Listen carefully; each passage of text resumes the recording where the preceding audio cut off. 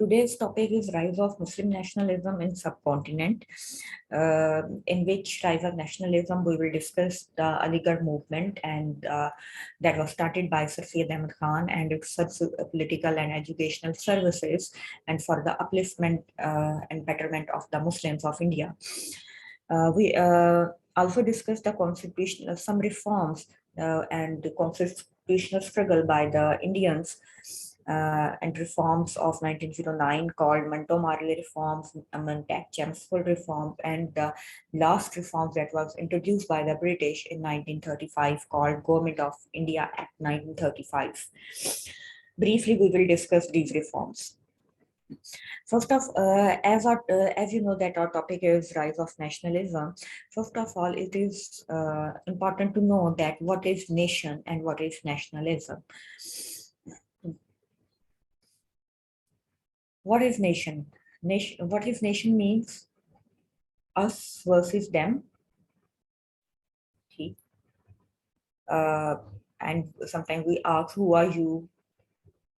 And you ask, I am Pakistani, I am American, I am Indian. These type of sentence you listen to others, which not belong to your nation.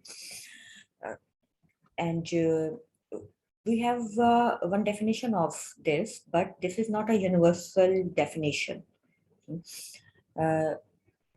Nation की कोई universally accepted definition as such नहीं है, because a nation is a territory or country as political entity or a grouping of people who share real or imagined common history, culture, language, or ethnic origin, often possessing or seeking its own government. अब यहाँ पे अगर आप देखें तो यहाँ पे वो कह रहे हैं कि नेशन क्या है, एक ऐसे ग्रुप ऑफ पीपल जिनकी history, language, ethnic origin similar हो और वो एक टेरिटरी में रह रहे हो जहाँ पे वो अपनी एक गवर्नमेंट भी एस्टेब्लिश करें. बट द प्रॉब्लम इज, अब जरूरी नहीं है कि जो एक नेशन से बिलोंग करने वाले लोग हैं उनका एथनिक ओरिजिन भी सिमिलर हो. मे बी उनकी लैंग्वेज, उनकी हिस्ट्री या कल्चर किसी टू सम एक्सटेंट सिमिलर हो, लेकिन जरूरी उनका एथनिक ओरिजिन सिमिलर हो, या उनकी लैंग्वेज डिफरेंट लैंग्वेजेस भी वो बोल सकते हैं. तो that's why it is not universal definition, क्योंकि स्कॉलर्स, फिलोसफर्स को जो है क्रिटिसाइज करते हैं कि नहीं कॉमन. हम बहुत सी ऐसी एग्जांपल्स भी देखते हैं जिसमें लैंग्वेजेस डिफरेंट हैं फिर भी यूनिटी के साथ रह रहे होते हैं, एज अ नेशन रह रहे होते हैं. तो but this is a general, you can say that is the general definition of nation. What is nationalism? Nationalism is the belief that one's greatest loyalty should not be to a king or an empire, but to a nation of people who share a common culture and history. When the nation also had its own independent government, it became a nation state. क्या है nationalism? You should not loyal or devoted to one personality, either a king, either a prime minister, either a president. You should loyal to your nation, to your people, जिनके साथ आप रह रहे हैं, जिनके साथ अपनी हिस्ट्री और कल्चर को आप शेयर कर रहे हैं. जब कोई नेशन अपनी इंडिपेंडेंट गवर्नमेंट एस्टेब्लिश कर लेती है तो उसको हम नेशन स्टेट कहते हैं, like Pakistan and some other states in the world.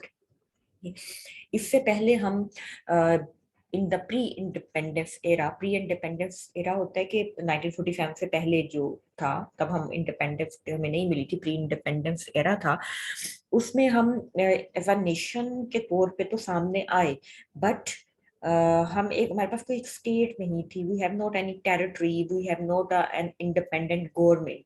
we were under the domination of British colonial empire. हम उनकी डोमिनेशन में थे. तो आफ्टर 1947 पाकिस्तान एक हमें separate independent territory milli and we established the independent government here. Then we became nation state. Simply, we can say that nationalism is thinking yourself as a part of nation. कि आप यहाँ इस nation का part हैं. आप इस तरह सोचिए, पैट्रोटिज्म, नेशनल प्राइड, आपको इस कंट्री के साथ जो है वो यहाँ पे डिवोटेड होना चाहिए, लॉयल होना चाहिए, आपको प्राउड फील करना चाहिए that you are a part of this nation. Loyalty and devotion to a nation. I have already explained this. I hope now you have cleared about this definition. Now, rise of nationalism in subcontinent, post-war of independence, 1857. In the previous class of last week, we have discussed a lot about the War of Independence, 1857, and how Muslim defeated, why and how Muslim defeated in the war. And now, first of all, we will discuss the background. War of Independence 1857 ended in a disaster for the Muslims. The Muslims were in miserable conditions after the War of Independence because he was defeated by the British. This War of Independence brought untold miseries and troubles for the Indian Muslims, and the British also especially targeted to the Muslims after the War of Independence 1857. British were not willing to cooperate with the Muslims and provide any relief to the Muslims, while Muslims also did not accept the British because they considered them as enemy. जिन्होंने उनसे वो मुसलमान British को अपना enemy consider करते थे क्योंकि British ने उनसे उनको पॉलिटिकल पावर उनकी छीन ली थी. Finally, War of Independence and the Mughal dynasty and British rule was firmly established in India, and British introduced the new education policies, new culture, political institutions, and so on. And they also introduced English as a medium of instruction. Muslims were not willing to cooperate and taught the new education and sent their children to the schools that established by the British. In these circumstances, Sir Syed Ahmad Khan was take an important task to defending the right of the Muslims of India. Initially, not for the they rose not for the rights of Muslim, but right of all the Indians. सबसे पहले जो है वो सिर्फ मुसलमानों के rights की बात नहीं करते थे, वो जितनी भी communities हैं उन सब के rights की बात करते थे. But what lesson learned by Indians from War of Independence? After the failure of War of Independence, अब डेफिनेटली जब आपको डिफीट होती है आप तो उसको सारी सिचुएशन को एनालाइज करते हैं, उसके बाद आप देखते हैं कि वो कौन से फैक्टर्स थे जिनकी वजह से आपको पॉलिटिकल डिक्लाइन फेस करना पड़ा. After the War of Independence, India realized that it is not possible for us to dislodge the British from India. We are not powerful as compared to British.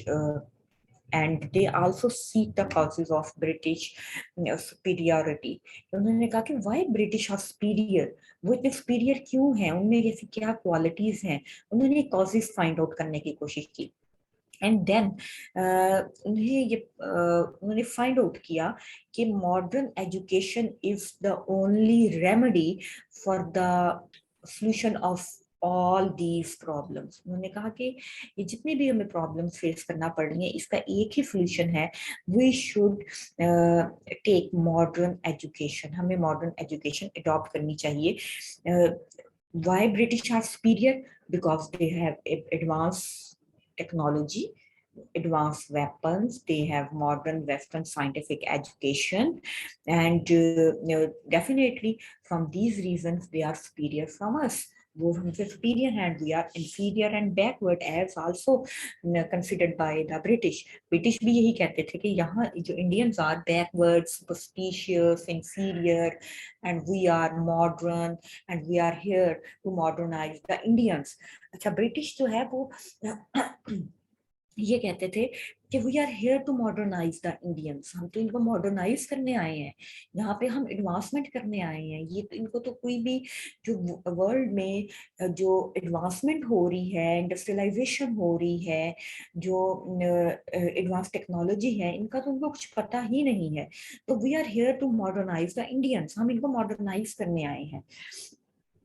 वो ये भी एक जो है logic देते थे अपने यहाँ पे आने का। सर सैयद अहमद खान, मैंने तो पहले बताया कि in these circumstances sir Syed Ahmad Khan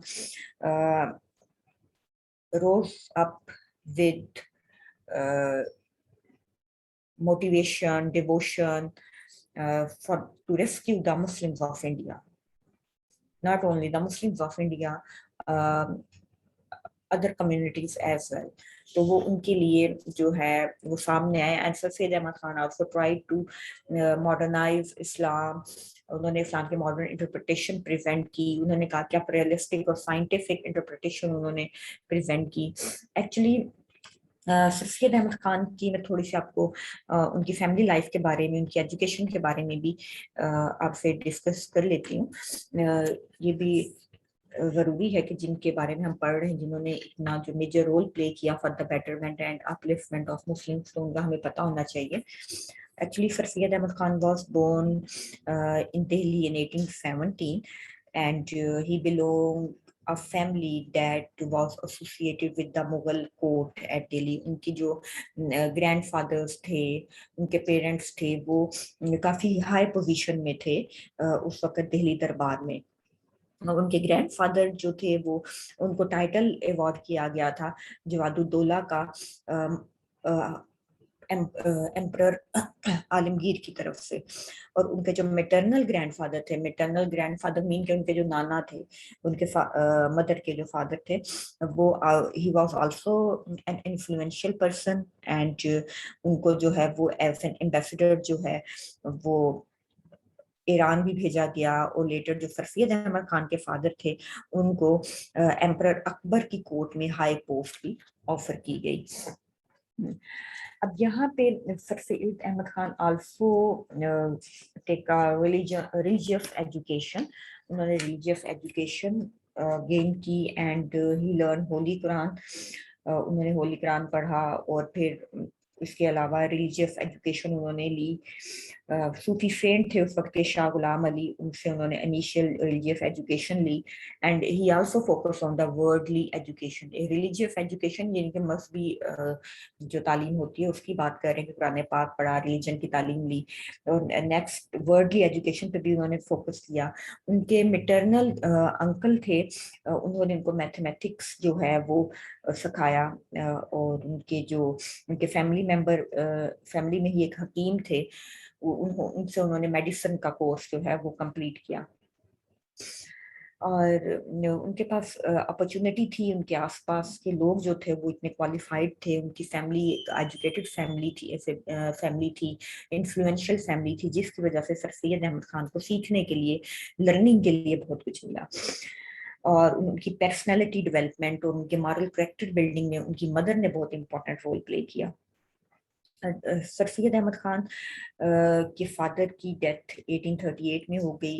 he was young man at that time and he was seeking a job to meet the family expenses. वो जॉब करना चाहते थे ताकि अपनी जो फाइनेंशियल बर्डन है अपनी फैमिली का उसको शेयर कर सकें अपने फादर की डेथ के बाद। देन उन्होंने उनके अंकल जो थे, उनके रिलेटिव्स जो थे, उनमें से एक दिल्ली में काम करते थे, तो उनको तहसील कोर्ट में का काम उन्होंने, तहसील कोर्ट में कैसे काम किया जाता है ये सारी चीजें उन्होंने अपने एक अंकल से सीखी। और फिर ट्रेनिंग के बाद उन्होंने वो district collector as an district collector appoint हुए। اس کے بعد ان کی پروموشن بھی ہوتی رہی. اس کے بعد کمشنر آفس میں وہ ڈپٹی ریڈر رہے. پھر 1841 میں وہ سب جج بن گئے فتح پور سیکری میں. ان کی ٹرانسفر 1855 میں بجنور ہو گئی. اب جب بجنور میں ان کی ٹرانسفر ہوئی تو یہاں پہ آپ دیکھیں آن دس سلائیڈ کہ بجنور میں جب ٹرانسفر ہوئی تو وہاں اس ٹائم 1857 میں 1855 میں بجنور میں ٹرانسفر ہوئی. اس کے after 2 years war of independence start ہو گئی. And sir Syed Ahmad Khan save the life of many British اور انگلش مین. انہوں نے کافی جو انگلش مین تھے ان کی جان بچائی تھی, جس کی وجہ سے وہ لوگ سر سید احمد خان کی بات کو انڈرسٹینڈ کرتے تھے اور انہیں سنتے بھی تھے. اس کے علاوہ اور کسی مسلم کی بات کو اس طرح سے سمجھتے یا سنتے نہیں تھے. تو کافی جو برٹش تھے وہ سر سید احمد خان کا ریگارڈ کرتے تھے. تو سر اس کے بعد سر سید احمد خان جو لاسٹ میں جو 1876 میں وہ ریٹائرڈ ہو گئے, لیکن اپنی ریٹائرمنٹ سے پہلے جو تھے 1867 میں وہ لوئر کورٹ کا جج, لوئر کورٹ کے وہ جج بن گئے. And sir Syed Ahmad Khan established educational institution during his services. اس کو بھی ہم آگے ڈسکس کریں گے کہ ابھی وہ جاب میں کر رہے تھے اور مراد آباد میں تھے تو کیسے انہوں نے وہاں کا ایجوکیشن انسٹیٹیوشن اسٹیبلش کیا. لیکن اس سے پہلے ہم یہ دیکھیں سر سید احمد خان کے بیٹے تھے سید محمود, ان کو گورنمنٹ کی طرف سے اسکالرشپ ملا and he went to England for higher study and Sir Syed Ahmad Khan also availed this opportunity and went to England with his son. وہ بھی اپنے بیٹے کے ساتھ انگلینڈ گئے and almost 1.5 year he spent there. Sir Syed Ahmad Khan spent 1.5 year in England and thoroughly he deeply and closely observe the education system in England and especially particularly the education system of Cambridge University. کہ England میں کیسا education system ہے وہاں کی universities میں اور وہاں especially Cambridge university میں. اینڈ انہوں نے پھر جب اپنے اس 1.5 year کے دوران جب تک وہ انگلینڈ میں رہے انہوں نے اپنی بک خطبات احمدیہ کے لیے مٹیریل بھی کلیکٹ کیا. After his retirement, he permanently settled علی گڑھ میں سیٹل ہو گئے وہ پرماننٹ. اور اس کے بعد انہوں نے اپنی لائف مسلمس کے لیے جو ہے وہ ڈیووٹ کر دی اور مسلمانوں کو ایجوکیشن سروسز پرووائڈ کی. He also became a member of Imperial legislative council, اور اس ٹائم پہ یہ بہت امپورٹنٹ کونسل کنسیڈر کی جاتی تھی امپیریل لیجسلیٹو کونسل. لارڈ لیٹن نے ان کو جو ہے اس کا ممبر اپوائنٹ کیا. اور sir Syed Ahmad Khan was the first Indian, وہ فرسٹ انڈین تھے جنہوں نے اپنے کنٹری مین کے لیے ایک بل انٹروڈیوس کروایا تھا ان کی ویلفیئر کے لیے, اور یہ بھی کہا کہ جو اسمال پاکس ویکسینیشن ہے وہ سب لوگوں کو جو ہے وہ لگائی جائے. اور اس کے علاوہ انہوں نے کہا کہ قاضی جو ہیں وہ بھی انڈینس کو اپوائنٹ کیا جائے. اور 4 years تک انہوں نے امپیریل لیجسلیٹو کونسل میں اپنی ڈیوٹی کو پرفارم کیا, اور اس دوران جو ہے انہیں بہت کچھ سیکھنے کو ملا. سر سید احمد خان کیونکہ ایک پبلک سرونٹ رہ چکے تھے اور he wrote many books on various topics, انہوں نے بہت سے ٹاپکس پہ بکس بھی لکھی اور جس میں religion, history, archaeology, politics, literature, different topics جو ہیں ان کو ایڈریس کیا گیا. اپروکسیمیٹلی 42 بکس انہوں نے لکھی, ڈزنس آف بک انہوں نے لکھی. ان کا ورک جو تھا بہت ہی انفلوئنشیل اور انسپائریشنل ورک تھا ان کا. انہوں نے بہت سی for the reawakening of the Muslims اور reawakening of the Indians ہی established many societies and organisation. انہوں نے انڈین مسلم کاز کے لیے جو ہے آرگنائزیشنس اور سوسائٹیز اسٹیبلش کی, جن میں سائنٹیفک سوسائٹی ہے, برٹش انڈین ایسوسیشن ہے, committee for better decision and advancement of learning among the Mohammedans of India, اس کے علاوہ Mohammedan civil service fund association, all India Mohammedan educational conference, یہ وہی all India Mohammedan educational conference تھی جس کے platform سے 1906 میں مسلم لیگ، آل انڈیا مسلم لیگ، مسلمانوں کی ریپریزنٹیٹو پارٹی اسٹیبلش کی گئی. لیٹر انڈیا پیٹریوٹک ایسوسیشن بنائی گئی، Mohammedan Anglo oriental defence association establish کی گئی. اور اگر ہم ان کا لٹرلی ورک دیکھیں جو بہت ان کی امپورٹنٹ پبلش ورک ہے، اس میں سر سید احمد خان اپنے آئیڈیاز کی وجہ سے بہت زیادہ پاپولر ہوئے، اور انہوں نے بکس جو لکھی ان میں جامع جم تھی جس میں انہوں نے کنگز کی جو شارٹ نریٹیوز تھے وہ ایکسپلین کیے، امیر تیمور سے لے کے بہادر شاہ ظفر جو کہ لاسٹ مغل ایمپرر تھے ان تک. پھر انہوں نے ایک بک لکھی جس میں انہوں نے حضور صلی اللہ علیہ وآلہ وسلم کی شارٹ بایوگرافی لکھی جس کا نام تھا جلال قلوب با ذکر المحبوب. اور اس طرح انہوں نے تحفہ حسن ایک اور بک تھی وہ لکھی، اسرار سنادید انہوں نے لکھی. اس کے علاوہ انہوں نے آئین Akbari, causes of Indian revolt جو ان کی بہت امپورٹنٹ بک تھی، خطبات Ahmadiyya, Tabyin al-Kalam, Asar us-Sanadid, loyal Mohammedan of India, یہ ڈفرینٹ ان کے اسکالرلی ورک ہیں. اور اس میں causes of Indian revolt is much important. Why causes of the book causes of Indian revolt is much important? Because اس میں سر سید احمد خان نے جو انڈین میوٹنی یا وار آف انڈیپینڈنس تھی اس کی کازز لکھی. انہوں نے اس میں لکھا کہ Muslims are suffered by the hands of British کے ہاتھوں مسلمان نے بہت سفر کیا ہے، اور اب برٹش کو چاہیے کہ مسلمانوں کا کانفیڈنس اور پیٹرونیج جو ہے بینگ اے رولر ان کا ریسٹور کریں. ان کو بہت وکٹمائز کیا گیا ہے مسلمانوں کو. انہوں نے کازز وار آف انڈیپینڈنس کے کازز لکھے، اور امپورٹنٹ کاز انہوں نے یہ بھی اس میں مینشن کیا کہ Indian were not associated with the process of legislation. کوئی وہ کسی بھی ان کو جو ہے انڈینس کو برٹش اپنے لیجسلیشن کے پروسیس میں انوالو نہیں کرتے ہیں، ان سے ان کی اوپینین نہیں لی جاتی ہے انڈینس کی، اور ان کو کسی بھی ایکٹیویٹی میں جو ہے وہ پارٹیسپیٹ کرنے کی اپرچونیٹیز پرووائڈ نہیں کرتے کی جاتی. تو اس کی ہنڈریڈ آف کاپیز جو ہیں اس کی پبلش کی گئی کازز آف انڈین ریوالٹ کی. اس میں سے کچھ برٹش پارلیمنٹ میں بھیجی گئی تاکہ پارلیمنٹیرین جو یہاں کے لیے لاز انٹروڈیوس کرواتے ہیں، بناتے ہیں، ان کو بھی کازز آف ریوالٹ کا پتہ چلے، وہ بھی اس کو پڑھیں.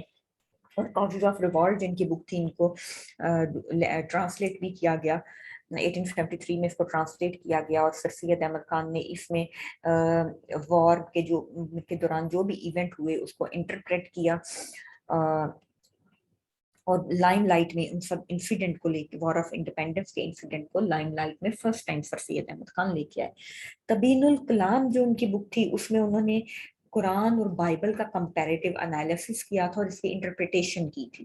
خطبات احمدیہ is also important کیونکہ سر سید احمد خان نے یہ بک ولیم میور نے جو بک لکھی تھی لائف آف محمد، جس میں انہوں نے حضور صلی اللہ علیہ وآلہ وسلم کی لائف کو بہت زیادہ کریٹیسائز کیا تھا، اس کے جواب میں سر سید احمد خان نے خطبات احمدیہ لکھی. اور جو ولیم میور نے اپنی بک میں کوسچنز ریز کیے تھے ان کا بہت ہی سیٹسفیکٹری آنسر دیا ان تمام کوسچنز کا.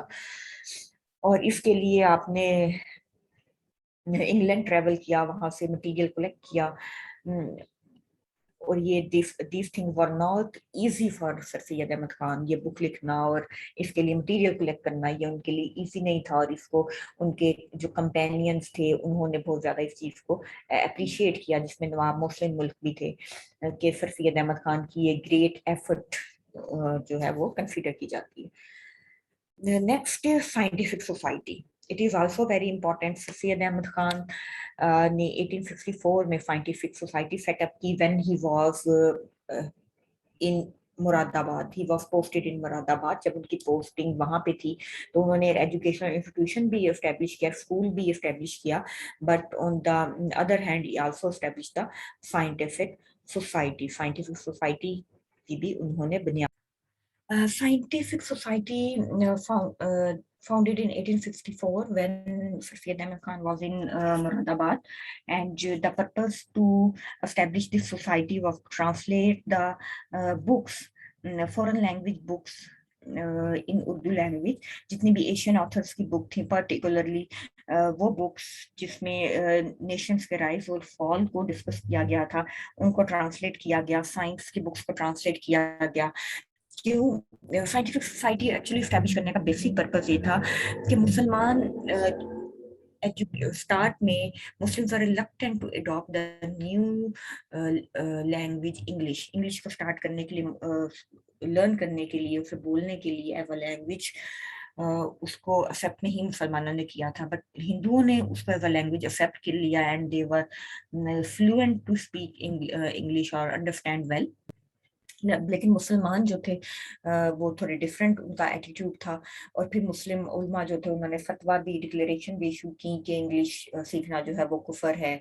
और इस तरह की डिक्लेरेशन की वजह से मुसलमान जो थे वो इंग्लिश लैंग्वेज से बहुत दूर रहे. तो अब ये तो मुसलमानों के लिए पॉसिबल नहीं था कि उनको पहले इंग्लिश की ट्रेनिंग प्रोवाइड की जाए, वो उसमें जो है वो बिल्कुल फ्लुएंट हों और उसके बाद जो है वो बुक्स पढ़ें. तो इसके लिए ये इनिशिएटिव लिया गया बाय सर सैयद अहमद खान, ये ट्रांसलेशन सोसाइटी या साइंटिफिक सोसाइटी इस्टेब्लिश की जाए, और साइंस मैथ्स और जो मैकेनिकल इंजीनियरिंग की बुक्स हैं उनको उर्दू में ट्रांसलेट किया जाए, मुसलमान उसको समझ सकें. हिस्ट्री की बुक्स को भी ट्रांसलेट किया गया. और इसके अलावा एक ऑब्जेक्टिव साइंटिफिक सोसाइटी का ये भी था इंटरेक्शन जो है वो इंडियन व ब्रिटिश के दरमियान जो है हो सके. इंटरेक्शन कैसे होगा कि ब्रिटिश जो है वो सेटिस्फाइड होंगे कि जी हमारी बुक्स जो है उनको ट्रांसलेट किया है, मुसलमान भी उनको पढ़ रहे हैं. तो इसलिए ये इम्पोर्टेंट था. साइंटिफिक सोसाइटी की मेंबरशिप रिस्ट्रिक्टेड नहीं थी फॉर एनी पर्टिकुलर नेशन. कोई भी मेंबर जो था वो कोई भी शख्स जो है इसका मेंबर बन सकता था. और हम देखते हैं कि 82 हिंदू मेंबर्स थे, 117 मुस्लिम मेंबर्स थे जो कि यहाँ पे काम कर रहे थे साइंटिफिक सोसाइटी में. जब सर सैयद अहमद खान की ट्रांसफर अलीगढ़ हुई तो साइंटिफिक सोसाइटी का ऑफिस भी अलीगढ़ शिफ्ट कर दिया गया. और फॉर्मली जो ये सोसाइटी थी ये लॉन्च की गई 1864 को. इसका इनॉग्रेल सेशन हुआ. इसके लिए इंडिपेंडेंट बिल्डिंग जो है वो कंस्ट्रक्ट की गई. और इसके अलावा जो है इसी सोसाइटी के अंडर जो है वो साइंटिफिक सोसाइटी ने ही जो है वीकली अलीगढ़ इंस्टीट्यूट गजट जो है वो लॉन्च किया 1866 में. इट्स टाइप मैगजीन जिसे आप कह सकते हैं. लेकिन ये जो अलीगढ़ इंस्टीट्यूट गजट था इसका actually social, moral, educational, political matters जो थे वो इसमें डिस्कस किए जाते थे. और इसके 2 गोल्स थे. एक्चुअली 2 वे प्रोजेक्शन प्रोजेक्ट था ये अलीगढ़ इंस्टीट्यूट गजट. फर्स्ट इसका एम ये था कि ब्रिटिश जो हैं उनको इंडियन प्रॉब्लम्स के बारे में बताया जाए, और ये बताया जाए कि आप इंडियन प्रॉब्लम्स को, बीइंग अ रूलर, आपको इंडियंस की प्रॉब्लम को इग्नोर नहीं करना है. ठीक. सेकंड इसका पर्पस ये था कि इंडियंस जो है वो ब्रिटिश सिस्टम ऑफ गवर्नमेंट और इंग्लिश वे ऑफ लाइफ से इंट्रोड्यूस हो सकें. These are the 2 objectives of Aligarh institute gazette. तो इससे दोनों जो कम्युनिटीज थी, इंडियंस जो थे वो और ब्रिटिश, उनको एक दूसरे के करीब लाने के लिए इम्पोर्टेंट रोल प्ले किया गया इस इंस्टीट्यूट, अलीगढ़ इंस्टीट्यूट गजट की तरफ से. Sir Syed Ahmad Khan Aligarh institute gazette में खुद भी पॉलिटिकल आर्टिकल्स लिखते थे और उनके कंपेनियन भी इसमें लिखते थे. और one interesting thing of Aligarh institute gazette was bilingual. ये बाइलिंगुअल था. इसमें इंग्लिश और उर्दू दोनों साइड बाय साइड दोनों राइटिंग्स होती थी.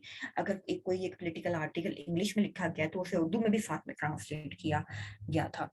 उसकी रीजन ये थी कि इसको ब्रिटिश भी पढ़ सकें, इंग्लिश मैन भी इसको रीड कर सकें, और मुस्लिम्स या इंडियन जो है वो इसको पढ़ सकें.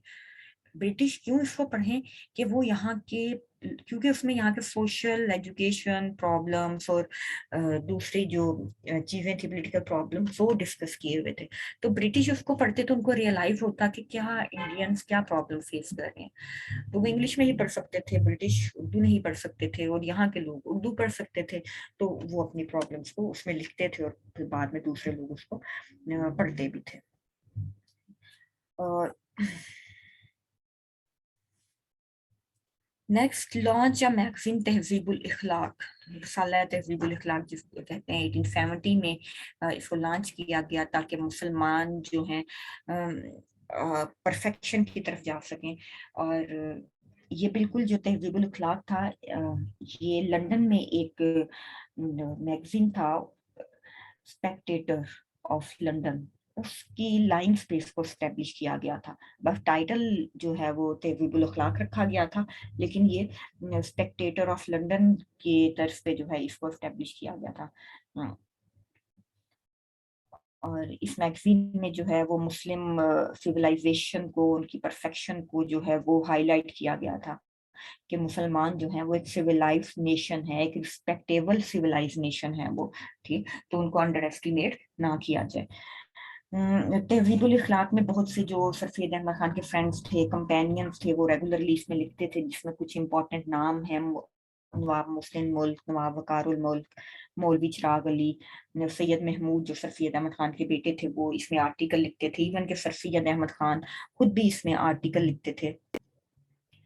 اور کیونکہ سر سید احمد خان کی یہ بہت ہی امپورٹنٹ کنٹریبیوشنس ہیں، اس کے لیے بہت کچھ لکھا.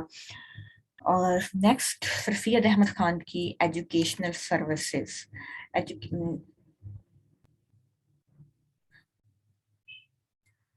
ایجوکیشنل سروسز 1858 میں آپ نے مراد آباد میں اسکول اسٹیبلش کیا، اور اس کے بعد جو ہے 1864 میں as we have earlier discuss scientific society establish کی گئی، جس کو پہلے ٹرانسلیشن سوسائٹی کہا جاتا تھا. علی گڑھ انسٹیٹیوٹ گزٹ جو کہ سائنٹیفک سوسائٹی کے انڈر ہی اسٹیبلش کیا گیا تھا. وہ پھر 1877 میں جو ایم اے کالج کی فاؤنڈیشن رکھی گئی لارڈ لٹن نے، ایم اے اسکول کو جو ہے وہی ایم اے کالج علی گڑھ کا اسٹیٹس دے دیا گیا. ایم اے اسکول جو تھا وہ 1875 میں اسٹیبلش کیا گیا. پھر اسی کو آفٹر 2 ایئرز 1877 میں کالج کا اسٹیٹس دے دیا گیا. اور لارڈ لٹن جو تھے، جن کو ہم پہلے بھی جس کا ذکر کر چکے ہیں، انہوں نے جو ہے اس میں اس کی فاؤنڈیشن رکھی. اب یہاں پہ ایک چیز، جو ایم اے اسکول تھا وہاں پہ Arabic, Persian, English, math, history, جغرافی، یہ سارے سبجیکٹس، سارے کورسز جو ہیں وہ پڑھائے جاتے تھے. اور اس کی کلکتہ یونیورسٹی سے اس کی ایفیلیشن تھی. ریگولر کلاسز جو ہیں وہ یہاں پہ کنٹینیو کی جاتی تھیں، اور پراپر ایگزامینیشن کا پروسیجر اڈاپٹ کیا جاتا تھا. اور اس میں جو ہیں جو اچھی اس ٹائم کی جو فیملیز تھیں وہ ان کو جو ہے وہ فائنینشلی سپورٹ بھی کرتی تھیں. اس کے علاوہ یہ ایم اے کالج اور جو تھا یہ اس کو برٹش جو تھے وہ بھی اس کو ڈونیشن دیتے تھے. تو یہ لوکل جو ویل اسٹیبلشڈ فیملیز تھیں وہ بھی ڈونیشن دیتی. صرف مسلم ٹیچرز ہی نہیں ہوتے تھے، ہندو اور برٹش جو ٹیچرز تھے وہ بھی اس میں ہوتے تھے. انگریز، ہندو، مسلم سبھی ٹیچر جو تھے وہ اس میں اپنی سروسز اس کالج کے لیے پرووائڈ کرتے تھے. اور اس کالج کے ساتھ جو ہے، اس کالج میں صرف ضروری نہیں تھا کہ صرف مسلمس ہی اس میں ایڈمیشن لے سکتے ہیں، باقی جو کمیونٹیز تھیں، ہندوز تھے، سکھ تھے یا دوسری اور کمیونٹیز کے لوگ جو یہاں پہ رہتے تھے وہ بھی اس میں ایڈمیشن لے سکتے تھے. اور ایک امپورٹنٹ تھنگ کہ یہاں پہ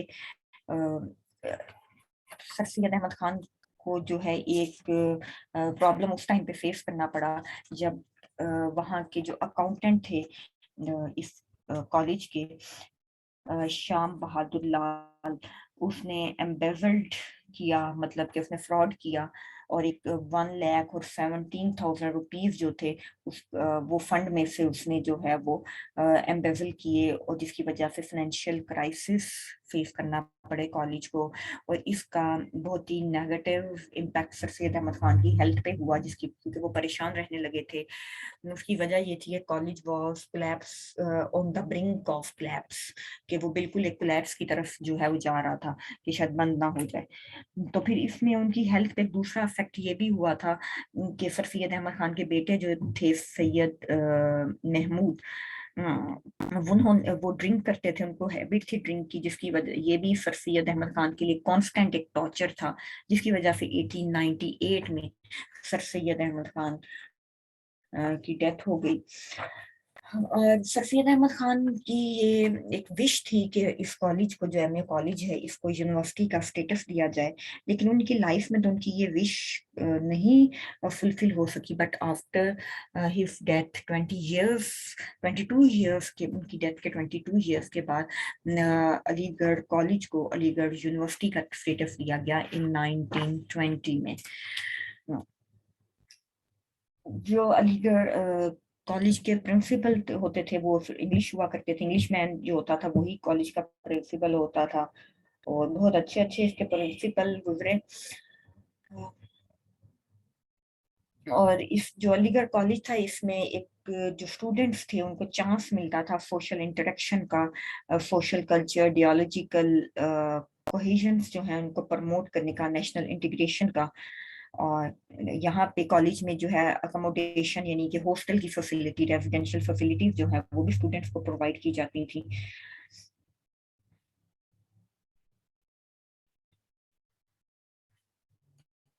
हिंदू मुस्लिम रिलेशन, अब these were the educational service provided by Aligarh institution। अच्छा, एक one thing more, second last line में आप देख, पॉइंट में आप देख सकते हैं इंडियन मोहम्मदन एजुकेशन कॉन्फ्रेंस। जैसे मैंने आपको पहले बताया कि ये इंडियन मोहम्मदन एजुकेशन कॉन्फ्रेंस, पहले इसको कहा जाता था कॉन्फ्रेंस, जब कांग्रेस का वर्ड पहले यूज होता था, तो बाद में कॉन्फ्रेंस का वर्ड इसके लिए यूज किया जाने लगा, all India Mohammedan education conference. तो this was the parent body of all India Muslim league. Actually all India Mohammedan education का annual session sir Syed Ahmad Khan की रेजिडेंस पे होता था। तो 1906 में जो है इसके एनुअल सेशन में ही डिसाइड किया गया कि अब मुसलमानों की separate political party all India Muslim league जो है वो एस्टेब्लिश होनी चाहिए, जो कि मुस्लिम पॉलिटिकल कॉज के लिए काम करे।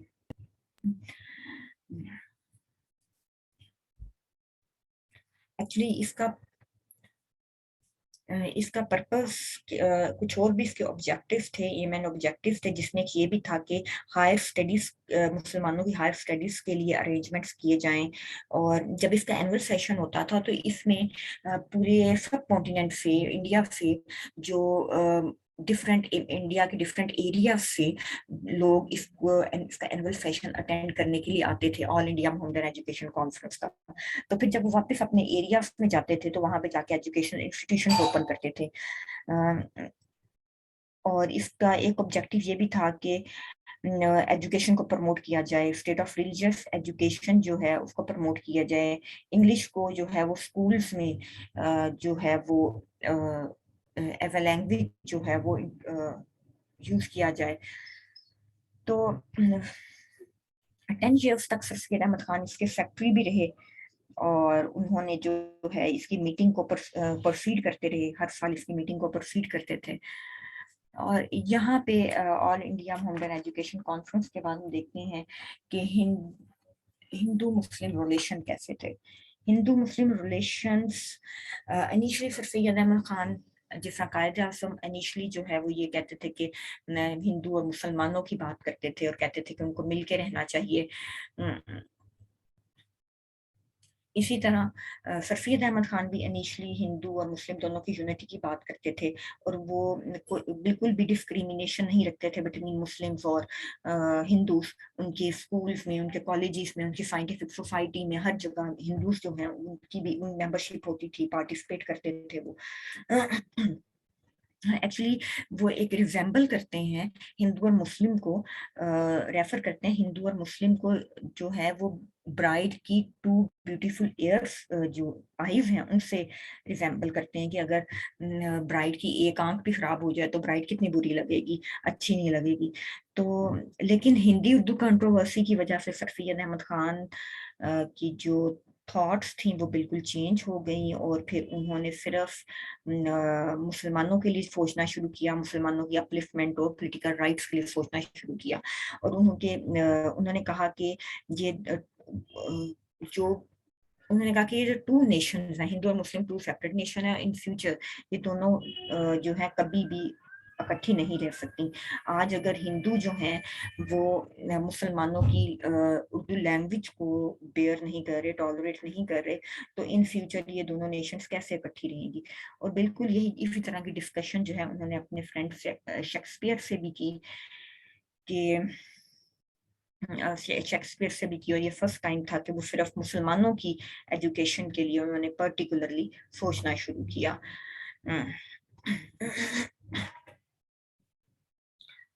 اور سر سید احمد خان کو اس چیز پہ بلیو تھا کہ اردو جو ہے وہ مسلمانوں کے سروائیول کے لیے بہت زیادہ امپورٹنٹ ہے.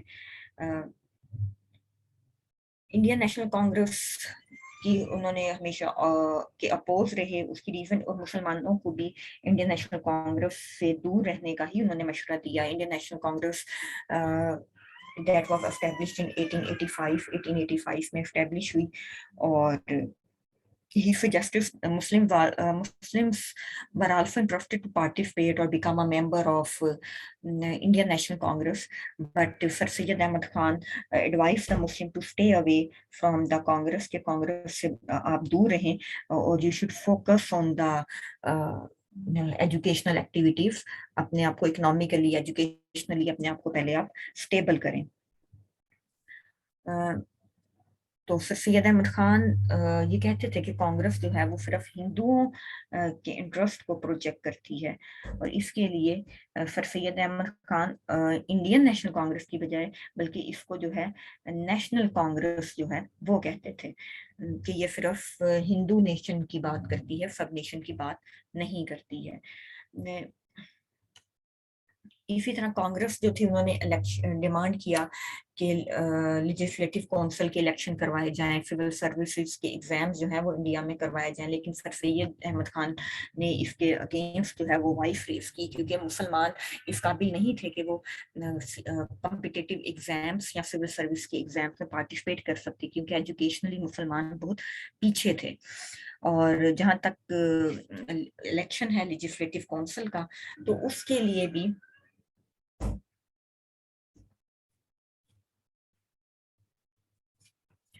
لیجسلیٹو کونسل کے الیکشن کے وہ اگینسٹ اس وجہ سے بھی تھے کہ ڈیموکریٹک پروسیس میں آپ کو پتہ ہے کہ ہمیشہ جو ہے وہ میجورٹیز اتھارٹی ہوتی ہے, تو میجورٹی تو ہندوؤں کی تھی, مسلمز اور ان مینورٹی, ان کی تعداد کم تھی, تو ہندوؤں کی ریپریزنٹیشن کے وہاں پہ زیادہ چانسز تھے, دیٹس وائی وہ اس کے اپوز تھے.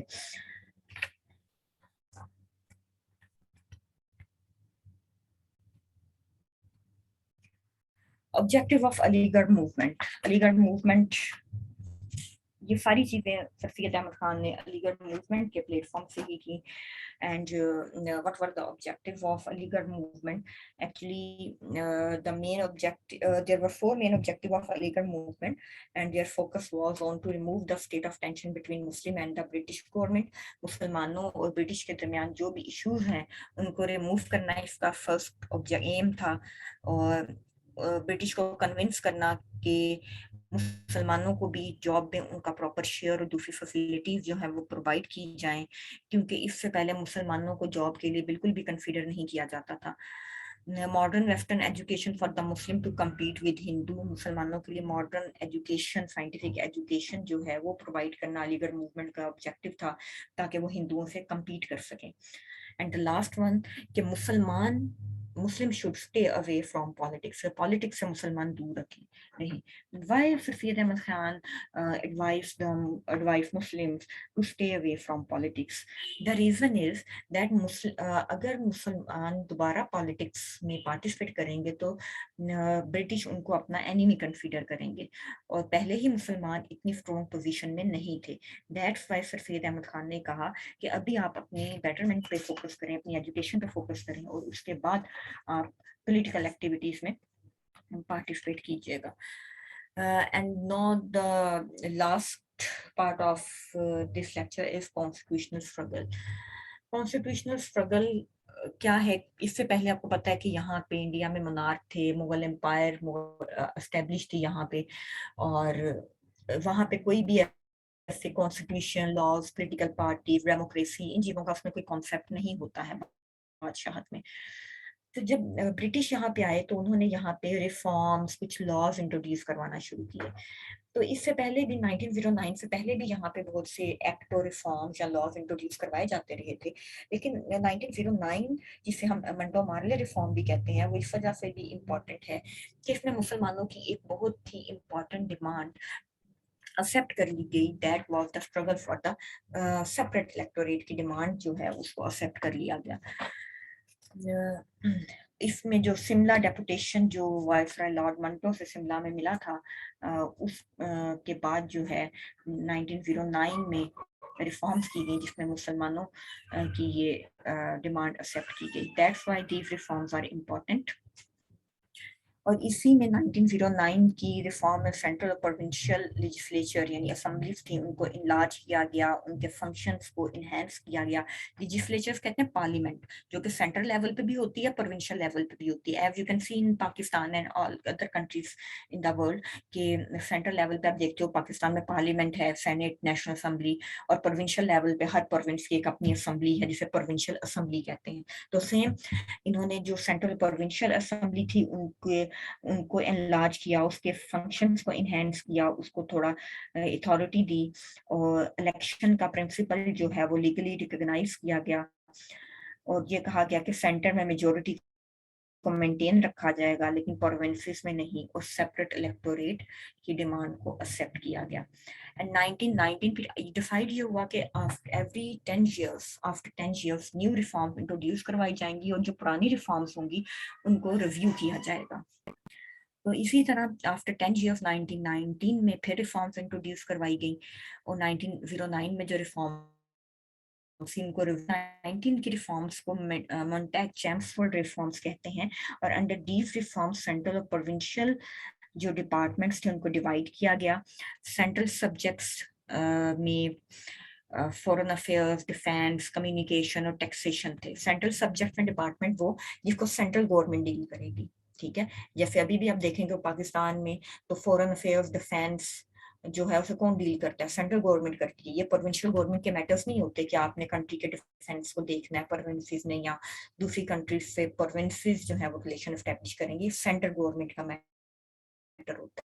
सब्जेक्ट्स को डिवाइड किया गया, सेंटर को सब्जेक्ट दिए गए फॉरेन अफेयर्स, डिफेंस, कम्युनिकेशन और टैक्सेशन, और प्रोविंशियल सब्जेक्ट्स कौन से थे? एजुकेशन प्रोविंसेस को दिया गया, health, agriculture, law and order and justice, ये वो सब्जेक्ट्स एंड डिपार्टमेंट थे जो प्रोविंसेस जिसके लिए अथॉरिटी रखते थे। प्रोविंसेस में जो सब्जेक्ट्स थे उनको 2 कैटेगरीज में डिवाइड किया गया, reverse subjects and transfer of subject. Reverse subjects were under the nominated members.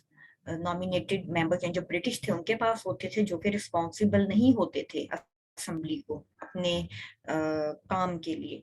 और जो ट्रांसफर ऑफ सब्जेक्ट थे वो डायरेक्टली इलेक्टेड मेंबर्स को दिए जाते थे, जो इंडियंस होते थे उनको वो सब्जेक्ट्स दिए जाते थे। वो जो डायरेक्टली इलेक्टेड मेंबर्स होते थे जिनको ट्रांसफर ऑफ सब्जेक्ट दिए जाते थे वो असेंबली को आंसरेबल और अकाउंटेबल होते थे, उसे जवाब दे होते थे, जो प्रोविंशियल लेवल पे असेंबली होती थी। और इस प्रिंसिपल को, ट्रांसफर और रिवर्स सब्जेक्ट्स को प्रिंसिपल ऑफ डायरकी कहा गया। और जो सेपरेट इलेक्टोरेट का जो प्रोसीजर था वो हमने देखा कि 1909 की रिफॉर्म्स में सिर्फ मुस्लिम कम्युनिटी को दिया गया था, लेकिन इन रिफॉर्म्स में 1919 के रिफॉर्म में फर्दर सिख और क्रिश्चियन कम्युनिटीज तक एक्सटेंड कर दिया गया, उनको भी ये राइट दे दिया गया। गवर्नमेंट ऑफ इंडिया एक्ट 1935, इसको हमारा पूरा एक लेक्चर इस पे होगा, गवर्नमेंट ऑफ इंडिया एक्ट 1935 पे, लेकिन अभी जब इसके इम्पोर्टेंट फ्यू पॉइंट्स जो हैं वही देखेंगे। एक्चुअली इस एक्ट में ये लास्ट एक्ट था जो कि ब्रिटिश ने यहाँ पे इंट्रोड्यूस करवाया था, और इसमें प्रोविंसेस को पावर ज्यादा दे दी गई। इससे पहले सेंटर के पास पावर ज्यादा थी।